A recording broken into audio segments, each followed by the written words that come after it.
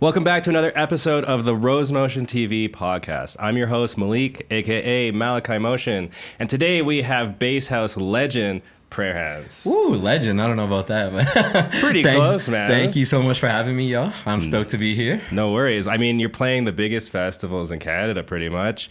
Your music's being heard all over the world. But what was it like? Like, what would you tell yourself, like, to keep going back when the vibes weren't as high? Man, I feel like that's a constant battle that I even still struggle with sometimes. But I think the biggest thing that I've realized is that success is not linear in this career. Hey, what's up, everybody? If you're liking this content, don't forget to follow and subscribe to Rose Motion TV. Smash that like button for the algorithm and comment who I should get on the podcast next, or a really crazy question you think I should ask them. Now back to the video. So you just got to keep battling because you never know like what's going to be the thing that's going to take off, what's going to be the thing that's going to start the momentum going forward. So just make music that you love and keep putting it out there. Straight up. Well, how important is like positivity for a DJ? I think it's huge because this is like a tough mental game to try to break into. You're setting yourself up for like constant rejection, right? So yeah, I think for me, when I was really able to start building some momentum and start making a career out of it, is when I really put the work in on my mental health and like learning to have a positive mindset and embrace gratitude and just like find the little victories to keep it going. Yeah, straight up. I mean, were there times that you wanted to stop? Oh yeah, there's definitely been some. So kind of what advice would you give that guy? Yeah, if I could go back, I think I would probably, like, this might sound a little harsh, but like when I look back at the times that I was really down, I was not embracing a positive mindset, and I was looking at all of the things that I felt like were stacked against me, and I was letting comparison kind of seep into my mind. And I look back now and it's like, man, I just needed to learn more. I just needed to work harder. I just needed to keep pushing. So I think for most people out there, like, if you just keep focusing on what you can control and becoming the best artist that you can be, 99% of your problems will be solved if you just focus on being the best that you can be. Yeah, no, I totally agree with that. I feel like, especially with social media now, like, we're so focused on, well, this DJ got this slot or this artist got this. And it's really like, it's only because you're seeing it through social media. Like, you wouldn't even know that thing or that slot existed or whatever. Exactly. And yeah, man, like, I definitely have been guilty of it. Like, sometimes I would look and I'm like, what? How did this person get this slot and not me? You know, like you let yourself seep into that. But then, like, the thing I've realized is, yes, sometimes like favoritism or whatever does happen in the industry, but the people that get those opportunities aren't usually able to follow up on them. It's the ones that build it organically and get there with the music and readiness to back it up that make something out of it.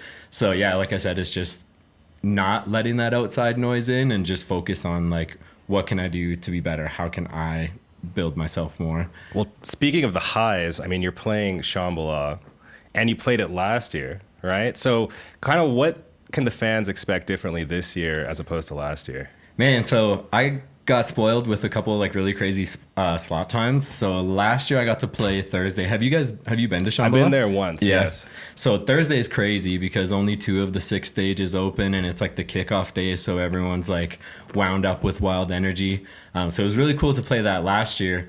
This year is like the polar opposite. I'm actually closing down the pagoda, the final set of the weekend at that stage. So yeah, it's going to be a new challenge for me just because it's going to be different energy. Obviously, people are going to be that far into the festival. Instead of like kicking the energy off when the sun went down, I'm going to be closing it out as the sun comes up. So definitely something where I'm going to have to think about like different energy, but also like at the end of the day, I'm just going to do me. I've kind of embraced the motto of just making music that I love for myself and finding the right people that share my taste. So it's still going to be that Prayer Handz energy, but I'm definitely going to try to incorporate some fun, like close out the festival, feel good vibes. Hey, don't forget to subscribe to Rose Motion TV. Now back to the video. So which times, like it's closing at what time? So I play from 4:45 a.m. till 6 a.m. That's crazy. Yeah, so I've never done like a sunrise set. I always thought that would be super cool. My first year at Shambhala, Destructo did like a sunrise sermon. Okay, yeah. And that was my first time experiencing something like that. And I was like, damn, this would be so fun. So yeah, that manifested. So gonna have a blast with that. Hell yeah. I mean, a couple years ago we played Under the Stars, and it was like a smaller festival. It was dope before it like all burned down. But aside from that, other story. Canada problems in the modern day. It was a similar set. It was like 4 to 5 or actually, Jamie, was it 4 to 5 or 3 to 4? It was 4 to 5. 4 to 5. Okay, so similar set. So do you just push through or do you nap? Like, how do you push Oh through? man, I was just thinking of this, and this year is probably my favorite lineup there's ever been at Shambhala. Like, for my personal taste, it's crazy, and the entire Sunday is so stacked. So I'm gonna have to choose between like seeing some of my favorite artists or like napping. I'm gonna have to figure it out. Yeah. They just released a schedule a couple days ago, and I was like, damn, this is gonna be Kind of tough. puts you in a weird situation. Yeah. So it's like just a couple Red Bulls or Yeah, I don't know. Yeah, last year I was spoiled because my responsibilities were done after that first night. So I just really True. got to unwind and enjoy after that. This year will be a marathon. I'll have to pace myself, but it'll be good. Oh yeah, I didn't even think of that because like if you're playing at the beginning, then you're just chilling, like you're just doing your thing. Oh yeah, and then I you're was good so to go. spoiled last year. I got to play the kickoff night. All the responsibilities were done, so I just got to like really vibe and enjoy the rest of the weekend. So usually I go for like the Thursday and I'm there for all the days the stages are open. I think just for like self-preservation, I'm probably going to not go till the Friday this year. Yeah. And then yeah, obviously just have to pace myself. So for that last set last year, kind of how much time do you think went into putting together that set? Oh man. So I found out I was gonna play Sham like roughly a year, like pretty much right after the Sham the year previous ended. I got word that it was likely I'd be playing. So I basically spent like an entire year, like I've got a notepad in my phone and all year I would just think like, if any idea came to me, I'm like, that would be sick for the Sham set. So like so many edits were made like custom for that set. Yeah. And like, so yeah, I'd say like all year I was thinking of ideas for it, but I kind of scheduled like June was my cutoff for like starting new production like projects. And from June until like it's like middle of July, the Sham happens, was just focused on like perfecting that set and what I was going to do with it. Fair enough. So you kind of like summer is like putting the sets together, and then the fall you're kind of doing a lot of production. Yeah, it's kind of cool in Canada because winter sucks. So it's like you don't feel like you're missing out on anything if you just like studio hermit. Straight so up. it's almost like you have like the off season to prepare. I totally feel that. Like that's kind of one of the good things about Vancouver, like we were talking about, is that it is always raining. So there's a lot of dope producers like out there. Like you got a lot of dope people because it's like you just perfect your craft when it's raining. Yeah, like the years that I've really been pushing myself as a producer, it's like as soon as like September hits, I'm like, okay, studio time. And then I'm just in hermit mode for a bit, creating. And then once the sun comes out, it's like, okay, time to put all this to work, go rock the sets, do the festivals, gather inspiration, and then repeat. Nice. Do you feel like the festivals are kind of necessary, or like that summer vibe is necessary to kind of make these dope productions later on in the year? I think it fuels it. Yeah. For sure. Hell yeah. And then you dropped a collaboration last year with Rumpus. Did you drop it like at Shambhala, or was it like around that time? It was actually a little bit before that. A little bit before. That idea actually started, we were hanging out during COVID, and in Alberta, they were kind of like the Wild Wild West. They were allowing like little outdoor gatherings. So we played like a little like mini festival during one of the times that like small gatherings were allowed. And we were just randomly talking one night. We were like, I have never heard like that Mind on Cake sample in a house tune yet. So that's how that started. And yeah, we just kind of put that idea together. It's gone well on sets. Hell yeah. How important is collaboration to you? I love it. I think it keeps things fresh because I think there's a value to somebody else's mind inputting. Like I might write a track a certain way and then you might hear it and think of something that I never would have thought of that totally like elevates the project. So yeah, I love it. And I think collabing is a great way to learn too. Like all the dope artists that I've collabed with, I've usually picked up something that I've carried forward production wise too. Hell yeah. Is there something that you're super strong in that you find your collaborators can kind of help you with, or vice versa? I think like my biggest strength, we were kind of talking about it before, like I started out in the hip hop world when I was first creating music, and grew up like a hardcore hip hop head. So for me, like vocal chopping, building around vocals, writing melodies that work well with vocals, I feel like has always been kind of my strength. So that's how most of my ideas start. So I have a lot of fun with collabing because I can kind of kickstart something like that, or take a vocal that somebody has and build around it. Well, you just dropped your remix with Pineo and Loeb. Super dope. And that kind of goes back to your old hip hop kind of background. So just how did that song come together? So Pineo and Loeb are good homies of mine. They were like some of the first like artists I met not from my city when I started performing.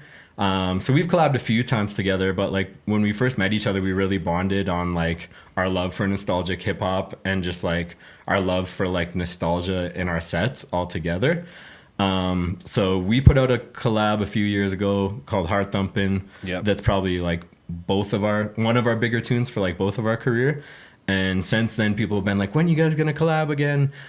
So we just did a little run of shows together here in Alberta a couple months ago. And we were like, okay, we got it. Like, it's time. Let's do something again. And we were like, let's just collab on something nostalgic. Like, that's what we both do a lot in our sets. So we were just kind of digging through classics, and that Fuji song came to mind. And we're like, yeah, that'd be a sick one. Hell yeah. Do you find that like the way that you guys collabed has like evolved or changed? Or is it kind of similar? We just have like really similar taste music wise, so it's been really easy for us to pass ideas back and forth. I mean, we've tried other collabs and we just ended up not loving them enough to put out. So I think that's part of like maturing as an artist too, is realizing, you know what? We tried, this one's not it, but we'll get another one. Okay. And then going back to the hip hop vibe, when did you change from wanting to like pursue hip hop to pursuing electronic music? So yeah, like when I was younger, my first venture in music was as a rapper, and then I was like songwriting for other artists as well. And then I started like DJing at some clubs, doing some hip hop stuff. But to be honest, the scene kind of got a little bit toxic. Fair enough. Just like there's always brawls at every show, and it started feeling like there's not a lot of people going to enjoy the show. There's people there for like other reasons and just very ego driven. So I was like, fair enough. Man, I don't know if I want this music career as bad as I thought I did. And then I played a festival called Boonstock that used to happen in Alberta. I don't know if you ever heard of that. Yeah, no, I've definitely heard of this. It was like crazy. They had lineups that were like rap headliners, heavy metal headliners, EDM headliners. Like, I don't know where they had the budget, but it was crazy. But yeah, I went to that, and like my first festival that I ever went to was like Prime Knife Party. Grand Theft was there, like right as he was like first blowing up.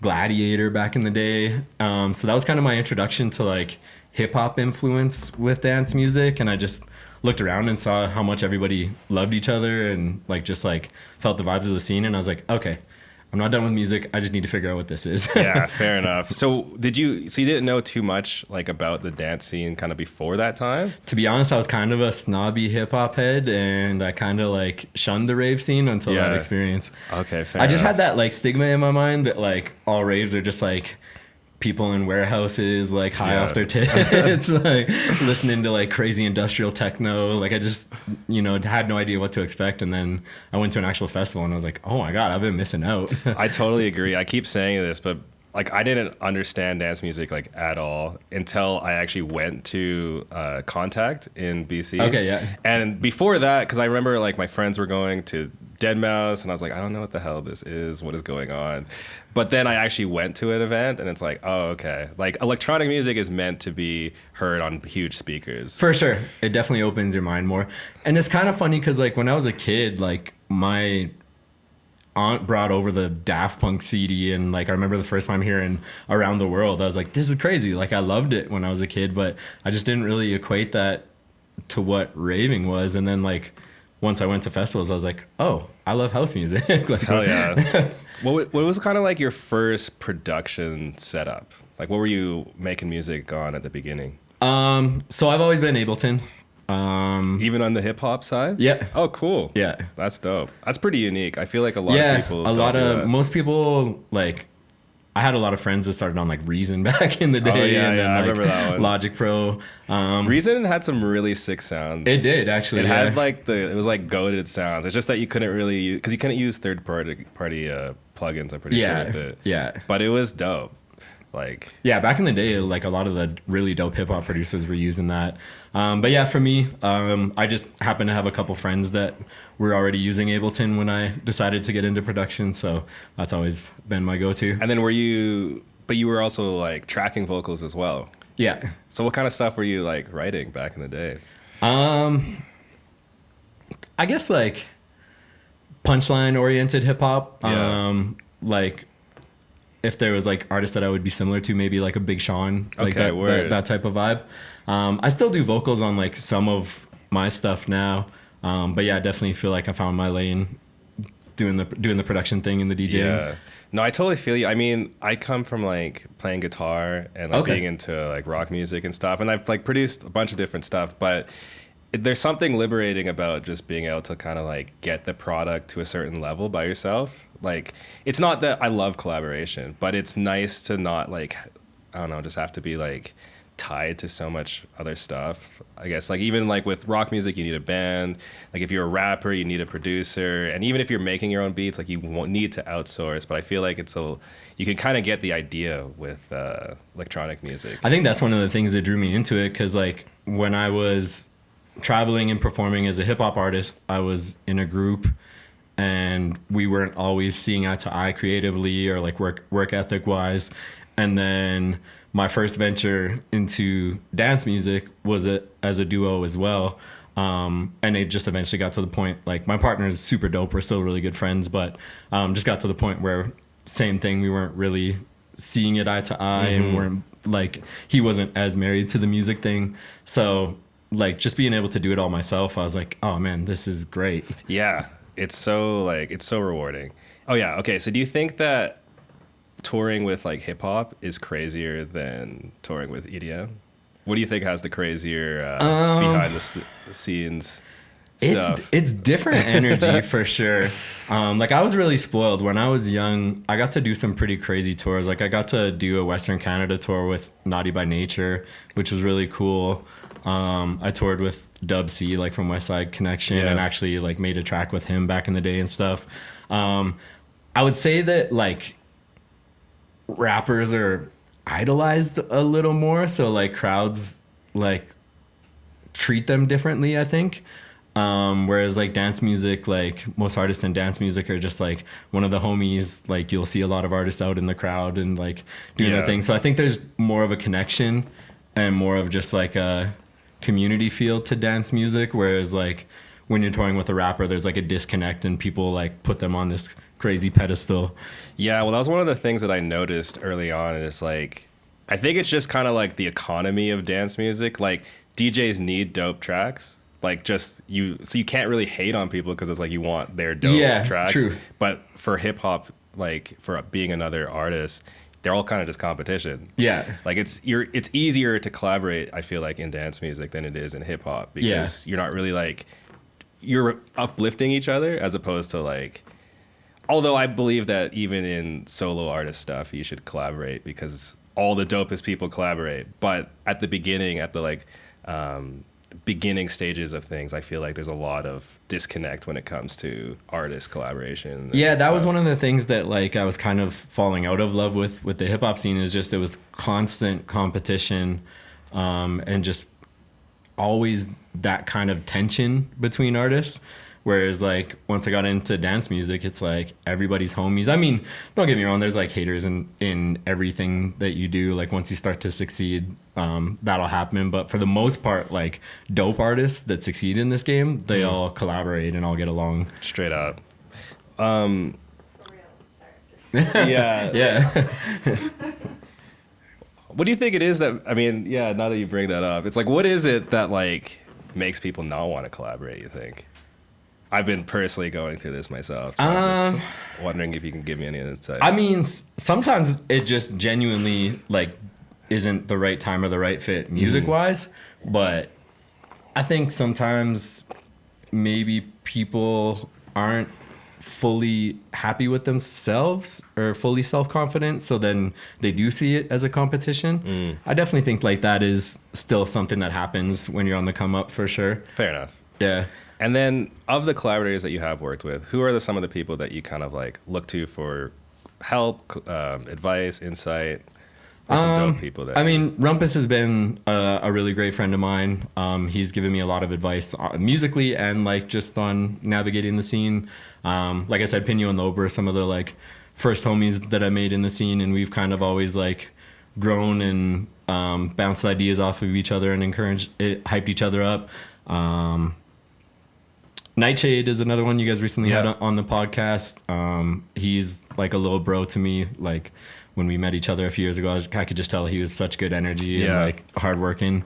So he's somebody that like we bounce ideas off of each other a lot. And then I've been really lucky with like bigger name mentors that I've been able to work with as well. I've recently been doing a mentorship with Tommy Trash. Shout out to Ozzy. So yeah, that's been super cool. Cause when I was first getting into dance music, that was like his heyday. So like Reload was like one of my like first songs that just stayed stuck in my head forever. So sometimes it's like I fanboy when we're doing like our Zoom calls still. No, sick though. But yes, he's been great for like bouncing ideas off of and just like fine tuning my project. I did Aspire Academy, which is an academy that Mysteria launched recently. So that was really dope. I highly suggest that for any artists that are like looking to take their game to that next level. Dr. Fresh is somebody that I met when I was like early in the scene. We brought him to Red Deer when I was going to school there back in the day. Like right before he like really blew up, and we just ended up being homies. So he's somebody that like I've played a bunch of shows with and always bounced ideas off of and learned from. So yeah, I guess I've been fortunate with like a blend of like bigger artists that are able to give advice from that perspective, and then just homies that I've kind of like grown in the scene with. No, straight up. And you're also like pretty big into fitness too. Hey, don't forget to subscribe to Rose Motion TV. Now back to the video. Do my best to be, yeah. So does being a DJ inherently mean less gains? Yes. In my experience, yes. I always joke about this. You can always tell how busy I've been festival or show wise by how much muscle mass I've lost. Yeah, straight up. Honestly, like I totally feel you. Sometimes like there won't be gyms, especially if you're going outside. There's clearly not a gym at a festival. And for me, it's like I always work out because I enjoy working out. Like that's like a favorite part of my days, but it's the nutrition and the sleep, obviously. Like if I'm at a festival, I'm not getting the same calories in that I'm getting on the daily at home, and definitely not getting the sleep in. Especially when you're playing at like 4 a.m. Yeah. Like it's so funny because like during like if I'm not playing shows right now, I'm up at like 7 a.m. and I have like a regimen, and then I go like for festival season, and it's like that's all out the window. So when you're not playing festivals, what's your workout split like? Right now I'm doing push-pull legs, and then for me I'm like an ectomorph, so it's hard for me to keep size on my, especially like my extremities. So I do an isolated arm day as well. Oh, cool. Yeah, got it. I feel. What am I doing right now? I'm doing Monday chest tricep, Tuesday back bicep. Nice. And then legs, shoulders, and then kind of repeat. Nice. Yeah, that's a fun split. Yeah, it's cool. I've been doing shoulders more because I feel like bigger shoulders, you just look more jacked. It just gives you that. It just gives you that wider appeal, 100%. What got you into fitness? So I always like played sports growing up, but I was always like just naturally very scrawny. And then when high school stopped and like all the sports I was doing stopped, started to get a little bit of like beer belly going. Yeah. It was just like eating fast food all the time and going out every weekend. And I just kind of like, at one point I was just like, damn, I really let myself slip. So then I got into the gym, and I was living in Red Deer at the time, and I was fortunate at the gym I went to. There was a few like older bodybuilders there that kind of took me under their wing and made me feel comfortable going to the gym, because at first I was just like scrawny little dude, like It's kind of scary. so at the intimidated. beginning. It's hella scary at the beginning. So yeah, I got fortunate because I know a lot of people don't have that and they struggle with that like intimidation factor. But for me, the like most jack guys at the gym were like the friendliest and kind of showed me the ropes. And then yeah, it just became a huge passion of mine. Don't you find that's interesting with so many facets of life where the people that are like goated in it are super humble and chill? Usually, yeah. And then it's like people that are just starting out are just dicks. Totally. Yeah. The people that you'd think are that like should be full of themselves usually aren't. And then it's like, yeah, those people in between that see it as a competition, and it's usually they're just like projecting like their own insecurities or whatever. Straight up. So what can us DJs do to stay more healthy? Man, I mean, I'm still figuring that out myself, because like to be honest, for me, when I'm not playing shows or touring, I have like a good regimen. My nutrition's on point, health is on point, but I haven't quite figured that out fully with touring yet. I've kind of just like allowed myself to realize like I'm gonna slip a little bit fitness wise, and things aren't gonna be to schedule when I'm on the road or when I'm at festivals, but slowly but surely. Yeah, I think like just making sure that I get some sleep, like before I'd just be like, just keep going, you know? Yeah. So yeah, now just making sure that I get some sleep. And like, for me, I'm huge on like bringing like protein bars, protein shakes, beef jerky, like just like anything to make sure that I'm still getting some kind of nutrients in. Yeah, because I mean, obviously there's like an aesthetic factor, but honestly, just the mental side, and just like your body needs it. Like you don't want to just be going off of alcohol. One chicken nugget and one chicken nugget and alcohol for the weekend. And yeah, limiting drinking as well. One thing that like I'll honestly say I've struggled with is like sometimes I can be a little bit introverted. So when you're on tour, especially like you're being picked up at the airport by somebody you've never met before, you're going for dinner with strangers, you're either chilling in a green room by yourself or you're like chilling at a show full of people that you've never met before. So it's like so easy to think like, oh, a few drinks will like loosen me up. So it's so easy to see how people like fall down that slippery slope. So that's something for me. I've just been challenging myself to like not feel like I need that crutch. I feel that. Honestly, like a couple weeks ago, we played in Victoria and at Upstairs, and everything was like, we were on like a 2-month health kick, at least probably 3 or 4 months actually. And then it was like all you can eat sushi. And I was like, how do I say no to that? Yeah. How does one say no to all you can eat sushi, basically?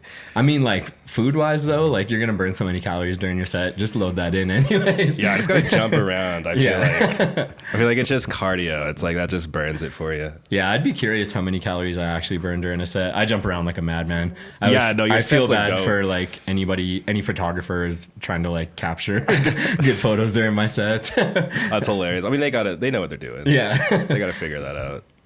I always get like one nasty base face photo at least every set. So Hell yeah. You got to get it for the gram. Yeah.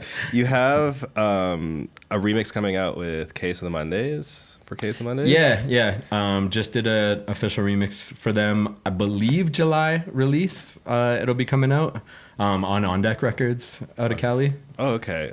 Which record is, can you say which record? Yeah, Answer Me. Oh, word. Okay, Yeah. we're doing that one as well. Oh, you guys did it too? Okay, Yeah, sick. yeah, that's cool. So I guess we'll have to... Sick, we'll be on the same EP Hell yeah. then. I'll have to hear yours. I'm stoked Yeah, to hear that. definitely. Yeah, I took it to 140 and did like a nice like vibey UKG version.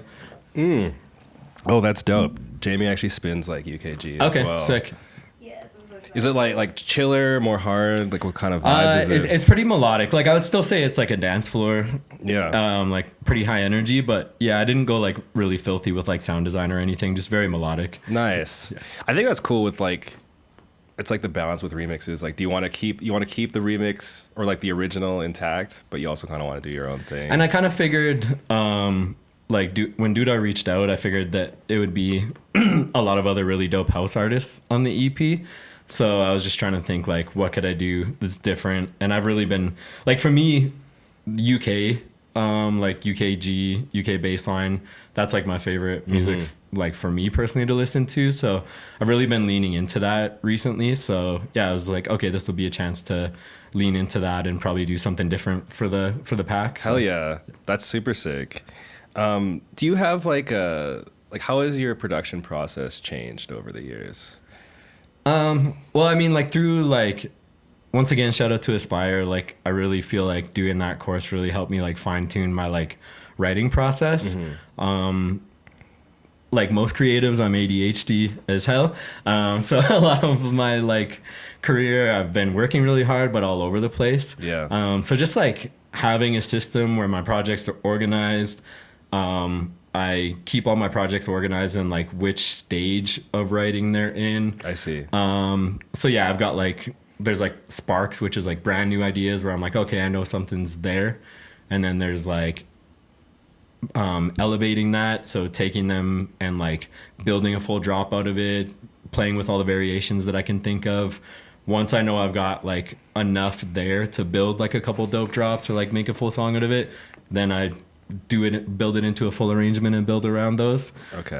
So yeah, I've kind of figured out like that's like how it works really well for me. And then I just like to like keep a few projects on the go. So like at least like once every couple of weeks I'll have like what I call Spark Day. Yeah. So I just start like a few new ideas because I find like that's the fun, right? So that's like really 100%. like soul recharging. And then yeah, I just like revisit them and kind of prioritize like which ones I need to do in a timely manner or whatever. But yeah, I like to have a few on the go. I just find that works best for my creative flow. 100%. So do you think that the multiple tracks kind of helps with like writer's block? Totally. Yeah. Yeah, I totally agree. I find it so hard to like, I think back when I was starting out, I used to just work out like one at a time. I used to obsess over like one track and One then sound. like you spend so long on it that your ears go so numb to it. Yeah. And like, yeah, you just kind of feel like you're hitting a wall and then everything else becomes frustrating. Whereas now, since I've incorporated this and I'm constantly keeping ideas fresh and trying new things, yeah, it just keeps it fun, I think. I totally agree. Who are some of like your biggest influences? So I think Skrillex is the GOAT, and I think Skrillex is like the diversity in his catalog really inspires me. So he's somebody that like anytime you put something new out, I'm always super inspired. For like my sound or like the lane I'm really trying to lean into, Notion has been one of my favorite artists for quite a few years. It's crazy, like I feel like there wasn't many Canadian artists playing his stuff like 3-4 years ago, and then now like The Days is like the biggest song. It's huge. Yeah. So yeah, it's pretty cool. I've kind of watched him like blow up, so that's been sweet. Sammy Virgie's another huge one. Taiki Newlight is somebody that I've really enjoyed, and like him like becoming the 140 monster that he is now has been super inspiring. I'm trying to think who else. Are there any influences maybe from like the hip hop scene that you still kind of carry today? So it's a little embarrassing to say this now. I have to separate the human from the art, but Kanye West was my favorite artist growing up. Kanye West fucking dope, man. Like he still has my favorite music catalog that anybody's ever made, yeah, even though dude. he's a douche of a human now. But yeah, he's on a wave. So he was like the main reason I wanted to get into producing, because to me he was the GOAT producer, and I always loved the way that he incorporated like soulful samples. I love the way he built around vocal chops. So that's like something that I've carried over into my sound for sure. No, definitely. You could definitely hear that. Like you could hear that you've come from like an eclectic music That's dope. Glad to hear. background in your music. So it's really sick to see. Because, you know, a lot of artists or a lot of DJs, I guess, don't even listen to hip hop at all. But it's cool when it kind of, it can be featured in dance music, you know? For me, it was like, like the very first set that I saw at that festival that I mentioned was Grand Theft. And he played such a dope set of like trap music and house music with like hip hop influence. And I was just like, damn, this is so sick. So I think that was what like was like the gateway for me opening my mind. So yeah, I always think about that with like my music and my sets, is wanting to like maybe be that door opener for somebody else as well. Hell yeah. So of all the music festivals that you've played and all the big shows that you've played, which one do you think has stood out the most for you? For me, like my first time going to Sham was like the most mind blown I've ever been. Yeah. And that was like when it really cemented in my mind that I wanted to make a run at making a career out of this. So Sham was like top of the vision board, like up on a pedestal for me for years. So getting to play it last year and getting to play like the crazy set that I was blessed to have, that's probably like the highlight of my life so far. Hell yeah. So yeah, that's like the first one that comes to mind. There's so many though. Like I've been really fortunate to be part of like some really cool festivals from the ground up as well. Like Electric Sky out in Sask that happens every year. Super dope festival. I played that one for many years and like kind of feels like a family reunion. So that's one I always look forward to because I know I can just be like comfortable with them and really get like creative and weird with it. Frenzy Fest is another really dope one here in Alberta that like I had played every year since the beginning. So those are always like really fun ones too, because I just like know I'm gonna have so many homies and supporters in that crowd that I can really like get a little weird with it and have fun. So would you say like, is it more nerve-wracking playing like a club show or a festival show? Probably club show, right? I think, yeah, because like festivals, it's just people are so open-minded at those and in such good spirits, whereas like club show people might be packed like sardines in a hot sweaty club. There might be like, you don't know who's on the dance floor if they're there for the right reasons. So I think you got to focus a little more on like reading the crowd and crowd control in a club set, whereas like festival, like for the most part people are just there for the right reason. What's your like ideal set length? Like setting wise or like no, like well, we'll just say festival because festivals are dope, but like just time, like amount of time. I love when I get like 90 minutes. To me that like an hour is sweet, but an hour feels like I'm like just really getting into my flow state towards the end of it. So like when I get a 90-minute set, I love that. And yeah, like time wise, I would say like the energy of my music probably fits best from like, I don't know, 11 p.m. till like 2 a.m., like that kind of like high energy slot. But I embrace every opportunity to like, as a new challenge and try to like kill that time slot as well. Hell yeah. Well, I'm assuming that like, because you're playing Rifflandia this year. Yeah. I'm assuming that's a more reasonable time, like in the day. Yeah. I'm really excited for that. You guys did that one, right? We did that last year. How was it? It was really dope. I loved it. It was like, it was cool because there's just like so many little kids there too. Oh, okay, yeah. Are you playing, I'm assuming, the dome stage? Yeah. Yeah, so it's like, yeah, it was dope because it was just like, it's afternoon vibes. The only thing that's trippy in the dome is that it like, the sound literally echoes off. It's one of those, you got to mix with your headphones. Yeah, you definitely need the headphones. But it was a beautiful experience and people were just going crazy. Yeah, I'm really excited for that one. I've never been, but I've heard great things. The lineup is crazy. Yeah. Especially like for a hip hop head. Like they got like Public Enemy this year. That's and sick. Troy Boy, the night that I play, he's another one that like I'm really inspired by and love. Which his day sound. are you playing? The Thursday. Thursday. Oh, okay, word. Did they have the Thursday? So is this? I think I saw that they originally did Thursday when they first created that, and then they didn't have it for a bit, and now they brought it back this year. No. That's sick though. That's gonna be really dope. Yeah, I'm excited. The Thursday lineup, there's like an orchestra playing Daft Punk. So I saw that. I'm really excited to see that. The choir is really cool too. The YYJ choir. Yeah. I don't know if they have a theme this year or anything, but they were just playing some really cool tracks. Yeah, I know like Nick Middleton works so hard and does so good with like everything that he touches. Seems like he's kind of got like the Midas touch in Canada. So I know like him and the organizers of that festival, everything they do is really well done. So excited to experience that. No, it's hella dope. And you got to have the food too. Yeah. And Victoria is just beautiful. It's just a sweet place to be. Yeah. I played a club show there, I want to say December of this last year, maybe.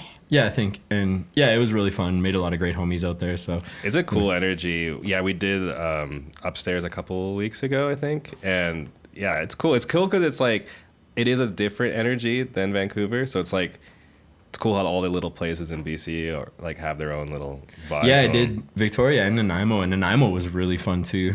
I haven't played in Nanaimo yet, but what was that one like? Yeah, it was just like another like club night, but yeah, really dope vibes. Like, I love it when you see people show up in like rave gear to club shows. Like Nanaimo felt like we were just like at an outdoor festival, but like in a club. Like it was really really fun vibes. Well, before we wrap up, is there anything crazy, interesting going on in the next little bit that you want to share with everyone? So yeah, music wise, I have another release coming at the end of June here, and it's with the Gaff and Amp Live. Okay. So for like people that go to Shambhala, the Gaff and Amp Live are like regulars that have become legends there. So super stoked that I got to collab with them, and the collab's going to be coming out right for festival season. Oh, hell It's yeah. like a blend of like hip hop, funk, and high energy bass house, like all the elements that we love between all of our sounds. So When did that start? so the collab. we're all managed by the same manager. Okay. So we all camped together at Sham last year, and we just like bonded, kind of same thing, like over like Yeah. being hip hop heads originally, and just like nerding out about music. And then yeah, we just became pretty good homies and kept in touch through that. And then so yeah, their collab project is called MVPs. So the Gaff is usually like turntablist, kind of a little more like funk oriented. And then Amp Live is usually like hip hop, trap, bass hop type stuff. Yeah. So they wanted to do a house project together, and once they told me that, I was like, oh, we got to collab. So yeah, we kind of bounced a few ideas off of each other, and really stoked how this one turned out. So yeah, excited to get that out. And then yeah, other than that, just festival season. Just excited. crushing it. Yeah. Hell yeah. Well, thanks for coming on, bro. No, thank you so much for having me. Appreciate it. Oh, it's dope. There you have What's up, it, y'all? Prayer Handz. Legend. Hey, what's up, everybody? If you're liking this content, don't forget to follow and subscribe to Rose Motion TV.